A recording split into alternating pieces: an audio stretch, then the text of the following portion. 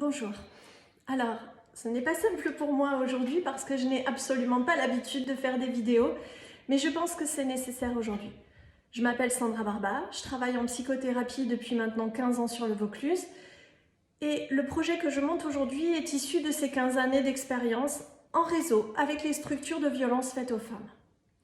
Aujourd'hui, je reçois dans mon cabinet tous les jours des femmes exclues du système social pour lesquelles il n'y a pas de solution d'hébergement, alors qu'elles ont été extraites d'un contexte familial violent. Ces femmes sont souvent comme vous, comme moi, elles travaillent tous les jours, elles se lèvent tous les matins, mais ne gagnent pas suffisamment pour accéder à un logement en toute autonomie. Elles gagnent trop pour avoir le droit d'être aidées. Très souvent, après l'hébergement d'urgence, elles se retrouvent seules. Très souvent, elles n'ont pas vraiment d'autre choix que de retourner chez leur conjoint. C'est comme si l'emprise revenait comme un boomerang dans leur vie. Elles retournent auprès de ce mari, violent, dénigrant, tuant.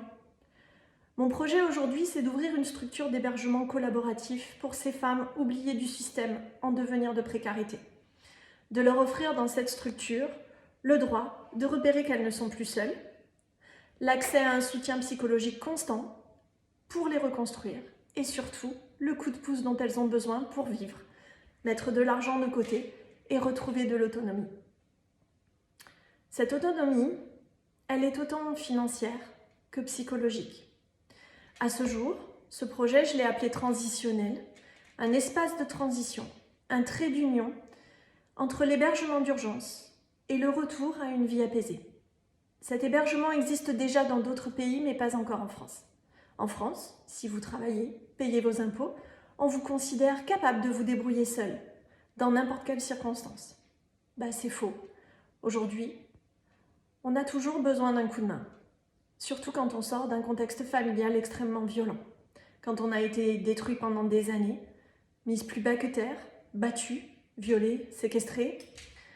L'hébergement d'urgence ne guérit pas tout et le soutien psychologique doit être réalisé sur au moins une année. Le projet transitionnel offre cet hébergement avec un soutien psychologique le temps nécessaire pour cette reconstruction. Pour repartir du bon pied dans la vie, ne pas retomber dans un schéma déjà connu, nous le savons. Quand ce schéma n'est pas guéri, il se reproduit, parfois encore et encore. Pour moi, transitionnel, c'est plus qu'un projet.